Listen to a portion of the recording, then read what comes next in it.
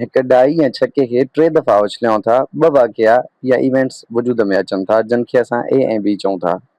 पाण खे ए इवेंट या वाक़िए जा इम्कान या प्रोबेबिलिटी ॻोल्हणी आहे, पर शर्त इहा आहे त बी इवेंट अॻु में थियणु घुरिजे। डाई जे 3 दफ़े उछलण जे नतीजे में 4 अचे त ए आहे, ऐं डाई जे पहिरें ऐं ॿिए दफ़े उछलण जे नतीजे में 5 ऐं 6 अचे त इहो असांजो वाक़ियो थींदो बी।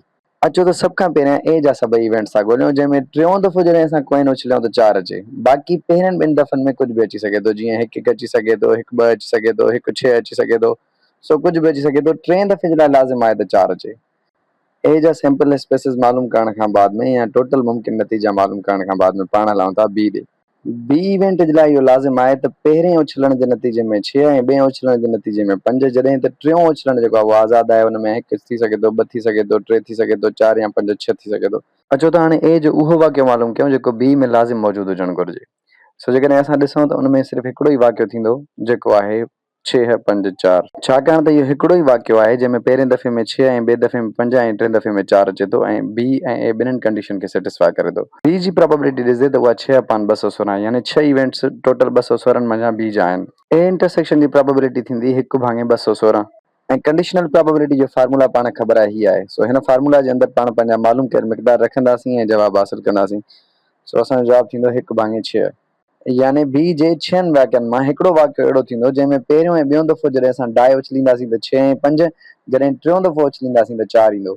ऐं जेकॾहिं पाण पंहिंजे ठाहियल सैंपल स्पेसिस ते बि नज़र विझूं तॾहिं बि पाण खे इहा ॻाल्हि नज़र ईंदी। मसलन हीअ असां वटि बी जी सैंपल स्पेस आहे, हिन खे अगरि असां गौर सां ॾिसी वञूं त सिर्फ़ु हिकिड़ो ई वाक़ियो आहे 6, 5, 4 वारो, जेको इहो ॿुधाए थो त पहिरियों दफ़ो उछलण सां 6 ऐं ॿियों दफ़ो उछलण सां 5, ऐं टियों दफ़ो जॾहिं डाई उछलियूं था त 4 थो अचे। सो हिननि 6 ई वाक़ियनि मां हिकिड़ो दफ़ो चांस आहे या हिकु दफ़ो इम्कान आहे जंहिंमें ए ऐं बी ॿई सेटिस्फाई थी वञनि थियूं। अचो त इन ई तसलसल में हिकिड़े ॿिए सवाल ॾांहुं वधूं था। फ़र्ज़ु कयो हिकु छको या डाई 2 दफ़ा उछलिजे थी ऐं जेके नंबर अचनि था उन्हनि जो जोड़ कजे थो त उहे थियनि था 6। पाण खे उन्हनि जी प्रोबेबिलिटी मालूम करणी आहे, पर शर्त इहा आहे त जेके जोड़ थींदड़ नंबर आहिनि उन्हनि मां हिकिड़ो नंबर घटि में घटि हिकु नंबर 4 लाज़िम हुजे। सैंपल स्पेस में टोटल इम्कान ॾिसंदासीं त 36 थींदा, छाकाणि त छके में 6 पासा हूंदा आहिनि ऐं 2 दफ़ा उछलण सां 6 जो स्क्वायर मालूम कंदासीं त 36 थींदो। इन खां अलावा उहे सभई इवेंट्स जंहिंमें 4 मौजूदु आहे उहे ही आहिनि। या त छके में पहिरियों दफ़ो 4 अची सघे थो, पोइ ॿियों दफ़ो 1 खां वठी 6 ताईं को बि नंबर अची सघे थो, या वरी पहिरें दफ़े में छके खे उछलण सां 1 खां वठी 6 ताईं नंबर ईंदा, ॿिएं दफ़े में 4 ईंदो। अचो त हाणे उहे वाक़िया मालूम कयूं जंहिंजो जोड़ 6 हुजे। सो ही आहिनि असांजा उहे वाक़िया जंहिंजो जोड़ 6 आहे। 1 खे 5 सां जोड़ कयूं तॾहिं बि 6, 2 खे 4 सां जोड़ कयूं तॾहिं बि 6, 3 खे 3 सां जोड़ कयूं तॾहिं बि 6, 4 खे 2 सां जोड़ कयूं तॾहिं बि 6, ऐं 5 खे 1 सां जोड़ कयूं तॾहिं बि 6। इन खां बाद में अचो त हलूं था प्रोबेबिलिटीज़ मालूम करण। सो ई जी प्रोबेबिलिटी थींदी 11/36 ऐं एफ जी प्रोबेबिलिटी थींदी 5/36। यादि रखो पाण खे सिर्फ़ु उहे इवेंट्स घुर्बल आहिनि जंहिंजो जोड़ 6 हुजे ऐं उन्हनि जो हिकु नंबर घटि में घटि 4 हुजे। सो ही 2 उहे नंबर आहिनि या 2 इवेंट्स आहिनि जेके ई में बि आहिनि ऐं एफ में बि आहिनि, उन्हनि में 4 बि अचे थो ऐं उन्हनि जो जोड़ 6 बि आहे। E intersection F G probability मालूम कजे त उहा आहे 2/36। इन खां बाद में पाण खे कंडीशनल प्रोबेबिलिटी जे फार्मूला जी तरफ़ वञणो आहे, जेको ही फार्मूला हीअं आहे। सो हिन में पाण जॾहिं मिक़दार रखंदासीं त पाण खे जवाबु अची वेंदो 2/36 वंडिया 5/36 खे हल कंदासीं त जवाबु ईंदो 2/5। सो 2/5 जेको आहे प्रोबेबिलिटी आहे कंहिंजी उन्हनि नंबरनि जी जंहिंजो जोड़ 6 हुजे ऐं उन्हनि में घटि में घटि हिकु दफ़ो नंबर कहिड़ो अचे 4। ऐं इहो ई नतीजो एफ जे इवेंट्स ते नज़र विझण सां मिलंदो। एफ में सभई उहे इवेंट्स आहिनि जंहिंजो जोड़ 6 आहे, पर 2 उहे इवेंट्स आहिनि जिन में 4 मौजूदु आहे। सो चई सघिजे थो त एफ जे टोटल 5 इम्काननि मां 2 इम्कान 4, 2 ऐं 2, 4 जा आहिनि। अहिड़े तरीक़े सां पाण हिकिड़े ॿिए सवाल जी तरफ़ वधूं था।